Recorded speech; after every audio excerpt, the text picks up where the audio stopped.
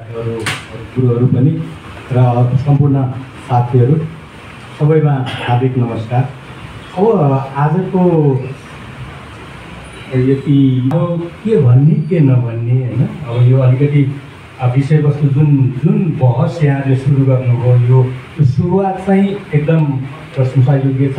यहाँहरू धन्यवादका पात्र हुन्थ्यो। कसैले सुरु गर्नु पर्थ्यो, यो सुरु गर्नुभएको छ। अब अलिकति आज सुरु गर्दाखेरिको समस्या कस्तो हुन्छ भने हरेक चाहिँ हजारौँ कोर्सको यात्रा पनि पहिलो पाइलाबाट सुरु हुन्छ होइन। अब यो पहिलो पाइला हो। अब यो बहस सुरु गर्दाखेरि समस्या के हुन्छ भने अब कुन विषयवस्तु लिने, कसरी गर्ने, कहाँबाट, त्यो चाहिँ अब अलिकति अब हामीले आउने दिनहरूमा गर्नु पर्ला। अब एकै दिनमा एउटै बसाइमा सबै विषयवस्तु राख्दाखेरि चाहिँ अब कसले के भन्ने होइन। अब त्यो अब अलिकति जमाना फेरि स्पेसलाइज छ नि। अब हामी दाँतको डाक्टर कहाँ जान्छौँ, अनि आँखाको ऊ भयो भने आँखाको डाक्टर कहाँ जान्छौँ होइन। त्यसो भएको हुनाले त्यो विषयगत हिसाबले हामीले छलफल नगरिकन चाहिँ सबै चिज एकै ठाउँमा राख्दाखेरि टिका जान बुझिनुहुन्छ खिचडी भन्छ कि। अनि त्यसो भएको हुनाले त्यो खिचडीले काहीँ पनि अब खिचडी नै खाना भनेर गयो भने त ठिक छ, तर अरू चाहिँ हामीले विशेष मेनुहरू खोज्दाखेरि चाहिँ खिचडीले काम गर्दैन। त्यसो भएर आउने दिनहरूमा चाहिँ हामीले अलिकति त्यो विषयगत रूपमा छलफलमा जानुपर्छ। त्यसो भनेर आजको चाहिँ काम थिएन भन्ने चाहिँ हुँदैन, किनभने हामीले सुरुवात त गर्नु पर्थ्यो होइन। आजकै अब छलफलबाट नि विषयगत छलफल भएको भए राम्रो हुन्थ्यो भन्ने कुरा आयो नि होइन। त्यसपछि त्यो जानलाई काम लाग्यो। त्यसो भएर यो सुरुवाती छलफल यो प्लानिङकै कुरो कसरी अगाडि जाँदा चाहिँ ठिक होला भनेर यहाँले सुरु गर्नुभयो। अब अलिकति चाहिँ कस्तो चिज पनि यो चिजलाई निरन्तरता कसले दिने, के प्लेटफर्ममा गर्ने, यसको संस्थागत संरचना कहाँनिर जोडिने, अनि यो हामी दुई चारजना अलिकति चाहिँ गरौँ भन्नेहरू आएर गरिदिने कि यसको चाहिँ कसरी यो निरन्तरताको ग्यारेन्टी के हुने, अनि यसलाई चाहिँ ब्याक स्टपिङ गर्ने भन्छ नि, त्यसको कसरी गर्ने, त्यो एउटा चिज चाहिँ आउनु पर्थ्यो। र अब यो चौँरी देउराली नै भनेर गर्दाखेरि चाहिँ हामी सबैले सुनेर जितेको हुनाले चाहिँ चौँरी देउराली गाउँपालिकाकैले चाहिँ त्यसको स्वामित्व चाहिँ ग्रहण गरिदिने अवस्था भयो भने त्यो निरन्तरताको अलिकति ग्यारेन्टी हुन्थ्यो कि होइन। त्यसो भएको हुनाले चाहिँ मलाई डर चाहिँ अब यसको निरन्तरताको ग्यारेन्टी, यसको स्वामित्व कसले लिइदिने, कसले गर्ने होइन। त्यो एउटा, किनभने हामी यो सङ्घमा शक्ति हुन्छ कि होइन। अनि अब बुद्धले नि सङ्गम शरणम गच्छामि भनेर उहिले भन्नुभएको होइन। त्यसो भएको हुनाले यसको चाहिँ संस्थागत हिसाबले हामीले के गर्ने त्यो पनि अब जुन आजको जुन कार्यक्रम गर्नुभयो त्यो चाहिँ त्यो सोच्नुपर्छ। त्यो भएन भने लडमा बोलाइयो, फेरि यो लडमा कसले गर्ने भन्ने हुन्छ। यो बहसको यस्ता बहसको चाहिँ एकदम जरुरी छ होइन। त्यसो भएको हुनाले त्यो बाटोमा अलिकति हेरिदिनु पर्छ। अब अलिकति विषयवस्तुमा जाँदाखेरि हामीले दिगो विकास भन्नु है, थोरै अब के हो त दिगो विकास भनेको होइन। यो संयुक्त राष्ट्रसङ्घले के भन्छ भने हामीले हाम्रा चाहिँ आवश्यकताहरू पुरा गर्दा हामीभन्दा पछिल्लो सन्ततिको आवश्यकतामा चाहिँ खलल नपुग्ने गरी गर्ने विकास चाहिँ दिगो विकास हो भन्छ। अब भनिसकेपछि त्यो कसरी हुन्छ भन्दाखेरि दिगो विकासका चाहिँ तीनवटा आयाम हुन्छ होइन। अब हामीले विकास भन्दा चाहिँ हामीले बाटोघाटो, अनि बिजुली, खानेपानी, सिँचाइ, घर त्यस्तो बुझ्छौँ होइन। अब दिगो विकासले चाहिँ त्यो त तीनवटा आयामको कुरा गर्छ। विकास पनि होला, त्यसमा भौतिक पूर्वाधार होला, आर्थिक सामाजिक पूर्वाधारको कुराहरू पनि होला। तर त्यसको त्यो दिगो विकासले तीनवटा आयाम चाहिँ अनिवार्य रूपमा चाहिँ लिनुभएको ट्रायङ्गल हुन्छ।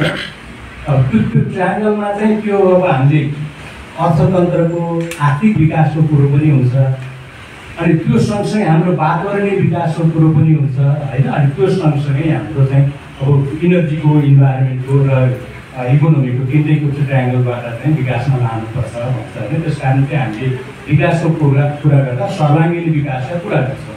तर सर्वाङ्गीन विकासको कुरो हामीले आजको छलफलमा पनि त्यो त्यति धेरै गऱ्यौँ। हामीले भौतिक विकासको, भौतिक पूर्वाधारको कुरो त धेरै गऱ्यौँ, तर भौतिक पूर्वाधारको विकास त्यो हुँदैन। तर त्यसले चाहिँ जस्तै अब सडक त केही होइन भनेर अहिले राम सरले भन्नु, तर सडक पनि हाम्रो इस्यु। सडक हामीले बनाउने भन्दा बिगारेका छौँ। जस्तै धेरै ठाउँको अहिलेको चाहिँ बाढी पहिरो धेरैको कारण चाहिँ यो डोजरी विकास, बाटो बनाउँदाखेरि चाहिँ कुनै डिजाइन नगर्ने र डोजरको ड्राइभरले चाहिँ जता देख्छ त्यही उसमा चाहिँ जहाँ जान्छ त्यहीँ जाने। अब मैले एउटा अनुभव मैले सेयर गरिहालेँ सन्दर्भ, मैले मेरो इन्जिनियरिङ लाइफमा सबभन्दा पहिलो काम मैले सडकको गरेँ, सडकको सर्वे गरेँ हो। अनि त्यो सर्वे गर्ने क्रममा चाहिँ एकचोटि पाल्पाको उसमा सर्वे गर्न हामी गयौँ। अनि त्यो सर्वे गर्न जाँदाखेरि कस्तो देखियो भने त्यहाँ चाहिँ यो डुङ्ग्रे बतासे भन्ने जुन पाल्पा पुग्नुभन्दा तलबाट त्यसो बतासे जोड्ने बाटो थियो, त्यो बाटोको सर्वे गर्ने थियो। अनि त्यो सर्वे चाहिँ त्योभन्दा अगाडि नै पहिले एकचोटि गरे रहेछ बाटो, एउटा ट्र्याक चाहिँ बनाएर खन्या रहेछ। अनि खन्या कस्तो थियो भने अब यो तल त्यसपछि यसरी हेर्नुपर्ने उता माथि गएको होइन। अनि त्यो बाटोमा भैँसी नै हिँडाउने भने पनि भैँसी नै हिँड्दैन भने चाहिँ त्यो बाटोमा गाडी के हिँड्ला होइन। अनि हामीलाई दिएको म्यान्डेट के थियो भने अन्तिम त्यो सुरुको पोइन्ट र अन्तिम पोइन्ट चाहिँ चेन्ज गर्न पाइँदैन, तर बिचको लाइनमेन चाहिँ त्यो चाहिँ नन इन्जिनियरिङ भएको हुना त्यसलाई इन्जिनियरिङ गर्नुपर्ने भन्ने थियो होइन। अनि त्यो क्रममा चाहिँ अनि मैले सोधेँ त्यहाँ यो बिचको बाटो कसले चाहिँ लाइन दिएको, यो कसरी खनेको भने अनि बेला एउटा त्यो जिल्लाबाट एकजना इन्जिनियर भन्थ्यो, इन्जिनियरहरूको को हो, यसो एउटा दूरबीन जस्तो लिएर आउनुभएको थियो। अनि यसो हेर्नुहुन्थ्यो, अनि यसो हेरिसकेपछि त्यहाँ खन्दा अनि त्यसरी गरे हो, यो अर्को हिसाबले गरे होइन। पछि बुझ्दा त्यो एफडी लेभल भनेर चाहिँ खानेपानीमा प्रयोग हुन्छ, यो चाहिँ त्यो कति गरे त्यो एफडी लेभल चाहिँ कति पर्सेन्ट भन्ने हेरेर अनि त्यसकै आधारमा गरेको सर्वे नगरिकन खनेको बाटो रहेछ। त्यो चाहिँ मैले उदाहरण मात्र दिएको। त्यसो गर्नु भने सडक पनि हाम्रो लागि चाहिँ विकासको नाममा त्यसले वातावरण बिगार्ने अरू चाहिँ विपत्तिहरू ल्याउने काम भइरहेको छ। त्यसो हुँदाखेरि चाहिँ सडक पनि हाम्रो कुरो हो। त्यसो भएर मैले अहिले के भन्न खोजेँ भने विकास हाम्रो सर्वाङ्गीन हुनुपर्छ। विकास चाहिँ भौतिक पूर्वाधार मात्रै होइन, हाम्रो आर्थिक सामाजिक पूर्वाधारलाई पनि हेर्ने गरी विकासको कुरो गर्नुपर्छ। यो अलिकति सैद्धान्तिक कुरोमा हाम्रो विकासमा त्यो चिज छुटेको छ होइन। विकास भनिसकेपछि हामी सबैले भौतिक विकासको कुरो मात्रै गर्छ होइन, त्योभन्दा अर्को चाहिँ अर्को पक्ष चाहिँ कुरो गरेकै हुँदैन होइन। त्यसो गर्नु भने त्यो विकास हाम्रो एकदम मित भएको छ होइन। त्यो कुरोहरू भयो। अब अलिकति त्यसभन्दा अलिकति अगाडि बढ्दाखेरि थोरै विषयवस्तुमा भन्दा पनि हाम्रो समस्या कस्तो छ भने साँच्चै भन्यो भने हाम्रो चाहिँ यो अहिलेको देशको समस्या चाहिँ कुनै एउटा बिरामी यो मल्टिपल अर्गन फेलियरको भन्छ नि, उता प्रेसरको छ, प्रेसरको औषध दियो, उता अर्को चाहिँ युरिक एसिडको छ, युरिक एसिडको औषध दियो, थाइरोइडको छ, त्यो औषध दियो हुँदैन, उता किडनीले काम गर्दैन, उता मुटुले काम गर्दैन, मुटुको औषध खोज्यो, उता चाहिँ फोक्सोले काम गर्दैन। त्यो मल्टिपल अर्गन फेलियर गरेर मान्छे मर्छ नि, त्यस्तो लक्षणतिर चाहिँ जाँदैछ के। भौतिक हिसाबले हामी अप्ठ्यारोमा छौँ, पछि छौँ, त्यो सधैँ छ। अब पपुलेसनको हिसाबले अघि नै कुरो आयो, हाम्रो चाहिँ मान्छेहरू चाहिँ सबै गाउँबाट सहर, काठमाडौँबाट पाए। अनि अब अलिकति चाहिँ पढे लेखेको मान्छे यहाँ बस्दैन, बुढाबुढी गाउँ छोड्न नसक्ने बुढाबुढी मात्रै गाउँमा छन्, अलिकति गर्न सक्ने मान्छे थोरै सहरमा आउँछन्। सहरको सबै मान्छे चाहिँ सहरको चाहिँ त्यो प्रेसर धान्न सक्दैन। गाउँ अब हामी पढ्ने बेलामा स्कुल भए पनि बस्ने चाहिँ भुइँमा बस्नु पर्थ्यो, थिएन। अहिले कस्ता गजबको स्कुलहरू छन्, सबै भौतिक कुरालाई छ, पढ्ने बच्चा छैन होइन। अनि अब त्यो हाम्रो चौरी देउरालीको मात्रै समस्या होइन होइन, त्यो चाहिँ त्यो समस्या त्योभन्दा धेरै ठुलो क्रिया छ। अब हामीले त्यो समस्याको कुरो गर्दा, समस्यालाई हामीले सम्बोधनको कुरो गर्दा हामीले चौरी देउरालीलाई मात्रै गर्न खोजेर हुँदैन। त्यो भने कस्तो हुन्छ भने मुहानको पानी चाहिँ धमिलो छ, हाम्रो धाराको पानी चाहिँ हामी सफा गरेर खोजिरहेका छौँ के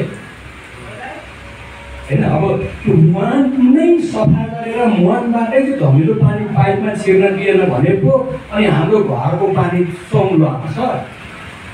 हाम्रो समस्या त्यही छ के। हामीले मुहान भने के हो, समस्याको सुरु भने के हो भने सबैभन्दा ठुलो नीति भनेको राजनीति हो। हामीलाई मन परोस् नपरोस् सबैभन्दा मूल नीति भनेको राजनीति हो।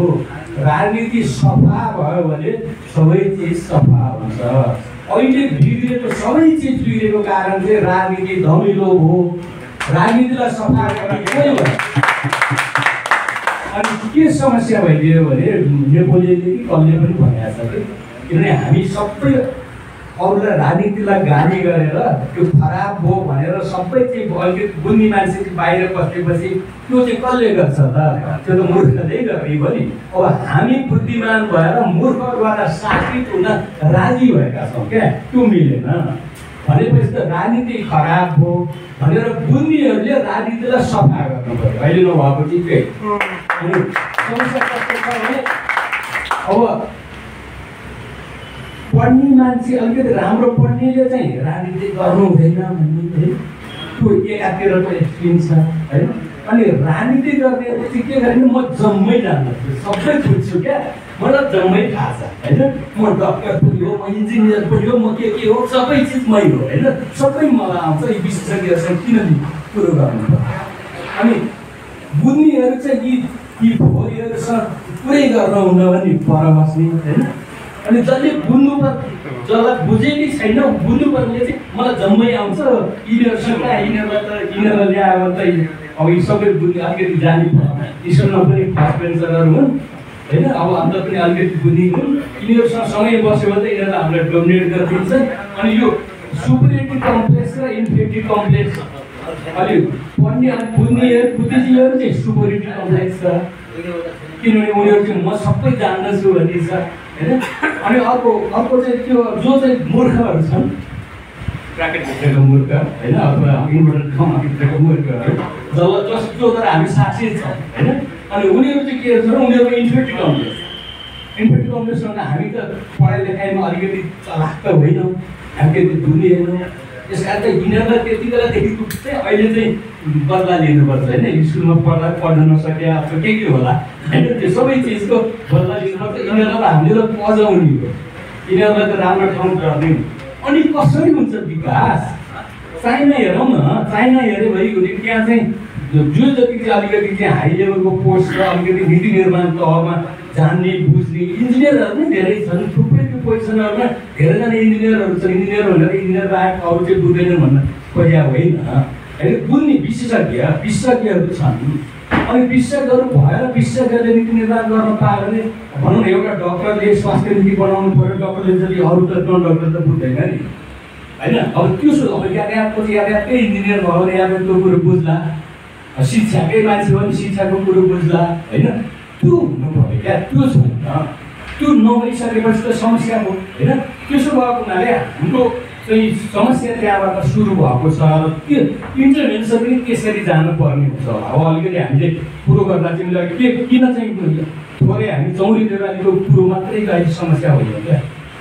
चौरी देउरालीको त्यो कुरो त गर्न त छ, हामी चौरी देउरालीकै त्यहीँबाट आयौँ, त्यहीँको पानी खायौँ, त्यहीँको चाहिँ हावामा चाहिँ सास फेर्यौँ होइन। त्यस कारण चौरी देउराली बिर्सियो भन्ने कुरो। तर चौरी देउरालीको मात्रै समस्याले अहिले यो चाहिँ समाजको समस्या आउँछ। जतिसुकै चौरी देउराली गर्न खोजे पनि हुनेवाला छैन। त्यो भनेको चाहिँ हाम्रो धाराको धमिलो पानीलाई मूल नहेरिकन सफा गर्न खोजेको जस्तो हुन्छ। त्यो चाहिँ त्यो कहीँ हुनेवाला केही होइन। त्यो बौद्धिक विलास मात्रै हुन्छ, बौद्धिक विलास मात्रै हुन्छ, त्यसले कहीँ जान दिनेवाला छैन। त्यसो भएको हुनाले चाहिँ अब हामीले कुरो त कहीँ गर्नु पऱ्यो।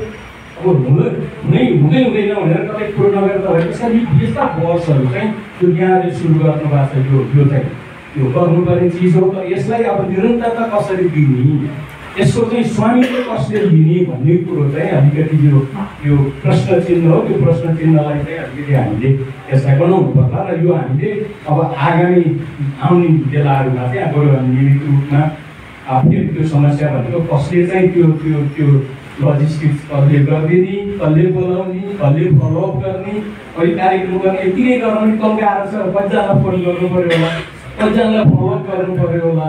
अब होइन, त्यो गाह्रो चिज छ। त्यस कारण गर्दैन भन्नलाई एकदम सजिलो हुन्छ, गर्नु भन्ने चिज धेरै गाह्रो हुन्छ। त्यसो भयो भने त्यो गाह्रो काम सबैले लिँदैन के, त्यो जिम्मेवारी लिँदैन। अब म अलिकति विषयवस्तुमा जाँदाखेरि सबैभन्दा मूल नीति राजनीति हो। राजनीति खराब भयो, राजनीतिलाई सम्झाउने कसरी त्यतातिर पनि हेर्नुपर्ने हुन्छ। त्यो अब एकै दिनमा एउटै बसाइमा आधी कन्क्लुजन गर्न सक्ने चिज होइन।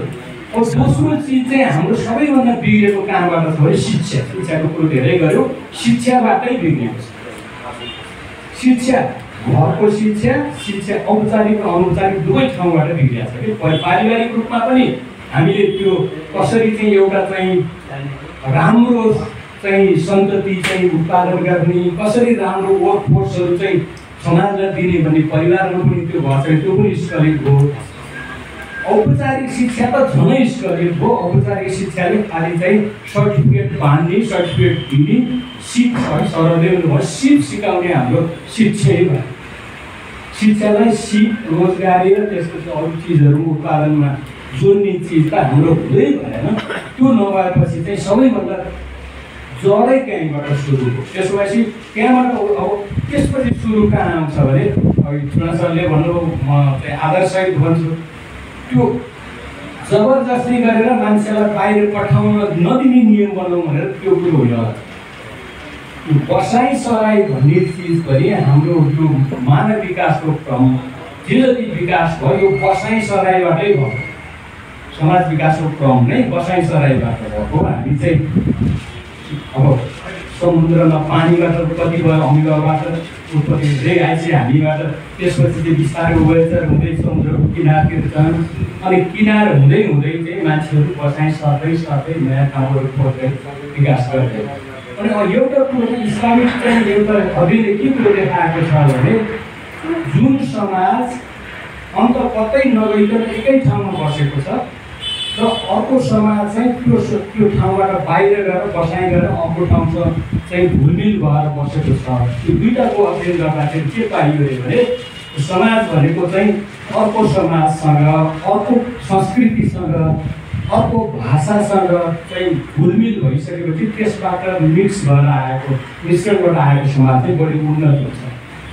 त्यसमा हामीले जे जति सिक्दै आएको चिजहरू छ त्यो चिज चाहिँ त्यो एउटै वर्डमा भन्नुभयो त्यो बसाइ सराई नै हो अरे। भनेपछि हामी माइग्रेट हुँदै गयौँ, हामी एक ठाउँबाट अर्को ठाउँमा जाँदै गयौँ, अर्को ठाउँमा सर्दै गयौँ। त्यो चाहिँ एउटा जेनरल टर्ममा टर्म हो। अब हाम्रो कन्टेक्स्टमा भन्नुपर्दाखेरि चाहिँ बसाइ सराई के लिएका छ भने त्यसको पुल फ्याक्टर र पुस फ्याक्टर दुईवटा छ। जस्तै गाउँले आफ्नो चाहिने बेसिक कुरो नदिने, शिक्षा चाहिएला, स्वास्थ्य चाहिएला, अरू भौतिक पूर्वाधार चाहिएला, खेती नै गर्नु पर्ला, रोजगारी गर्नु पर्ला, पसल थाप्नु पर्ला, केही गर्नु पर्ला, त्यसको लागि चाहिने चिज नदिइसकेपछि गाउँले घचेड, पुस फ्याक्टर भन्छ होइन, घचेड भनिसकेपछि त्यो जहाँ छ त्यसको अवसर त्यतातिर जाने पनि। अनि सहरले के गर्ने, सहरले त्यो अवसरहरू दियो अनि त्यो सहरले तान्छ, त्यसो सहरले तान्छ, गाउँले घचेड। त्यो पुस फ्याक्टर र पुल फ्याक्टरले चाहिँ मान्छे चाहिँ बिस्तारै गाउँ छोडेर सहर, अनि सहरबाट पनि यहाँबाट पनि सबै चिज दिँदै यहाँ अर्को पनि पुस र पुल फ्याक्टर छ। यहाँका शैक्षिक संस्थानहरू त्यो विशेष गरी उच्च शिक्षाका लागि चाहिँ बाहिरको लागि तयार गर्नुलाई मात्रै रेडी छ। अहिलेको चाहिँ विशेष गरी इन्जिनियरिङमै पनि मलाई अरू कुरो त्यति धेरै थाहा छैन, इन्जिनियरिङमै पनि इन्जिनियरिङका चाहिँ ब्याचलर्स मास्टर्सका कोर्सहरूमा विद्यार्थी थुरैकोटै कुरा कलेज छन् तर कलेजमा पढ्ने विद्यार्थी छ। अनि त्यो विद्यार्थीलाई पढाउने योग्य शिक्षकहरू पनि त्यसको लागि छैन, किन उनीहरूले पनि त्यहाँ भविष्य देखेका छन्। अब भनेपछि उनीहरू जसोतसो उनीहरूको अब प्राइभेट कलेजहरू पनि छन्, उनीहरूको पसल अभ्यास एउटा बिजनेस छ, त्यो बिजनेस चलाउनु पर्यो। त्यो बिजनेस चलाउँदा जबरजस्ती चाहिँ विद्यार्थीहरूलाई यसरी इन्जिनियरिङको केसमा चाहिँ यहाँ कसरी चाहिँ राखिछोड्ने त्यो विशेष विद्यार्थीहरू चाहियो त्यो उसमा छ। अब जब त्यो शिक्षाले उसको चाहिँ उद्योग धन्दासँग, व्यापार बन्द व्यवसायसँग त्यो उत्पादित जनशक्तिलाई चाहिँ त्यहाँ खपत गर्ने वातावरण बनाउँदैन भने त्यहाँबाट पढेर सर्टिफिकेट त हुन्छ, त्यो सर्टिफिकेट भएको मान्छे त्यहाँ बजारमा बिक्दैन, बजारै छैन। ब्याङ्कहरू चाहिँ हरेक वर्ष चाहिँ नाफामा चलेका छन्, अरू चाहिँ म्यानुफ्याक्चर गर्ने उत्पादन गर्ने उद्योगहरू छँदै छैन। उत्पादनमूलक उद्योगहरू स्थापना गरी बात गर्ने नै छैन होइन। त्यो भइसकेपछि ती कलेजबाट उत्पादन भएका मान्छेहरू चाहिँ त्यो बन्द व्यवसाय उद्योग धन्दामा नबिग्ने भइसकेपछि उनीहरूले के गर्ने, त्यही ठाउँमा ऊ बाहिर गएर पढ्यो भनेदेखि त कमसेकम त त्यो उसको पढाइ र उसको चाहिँ व्यवसाय उसको कम्पनीहरूसँग लिङ्क भएर आउँछ, ऊ काम गर्न सक्छ, पढाइ सक्दा नसक्दै ऊ व्यवसायसँग चाहिँ जोडिन्छ। अनि मान्छेलाई जबरजस्ती यहाँ बस तेरो जिन्दगी यहीँ चाहिँ ध्वस्त हुने गरी बस भनेर मान्छ कोही भन्दै माने होइन। त्यही इस्यु हामीलाई आज भएको जस्तो इस्यु चाहिँ 70s 80तिर चाइनामा थियो। चाइनाका सबै मान्छेहरू चाहिँ त्यो पढ्दै भनेर बाहिर निकाल्ने। त्यो सबै वर्कफोर्स अहिले चाइनाले चाहिँ खपत गरेछ। हाम्रो यहीँ उद्योग धन्दा राम्रो चलाइदिने हो भने होइन, यहीँ चाहिँ वातावरण हुने हो भने विदेशमा गएर को काम गर्छ?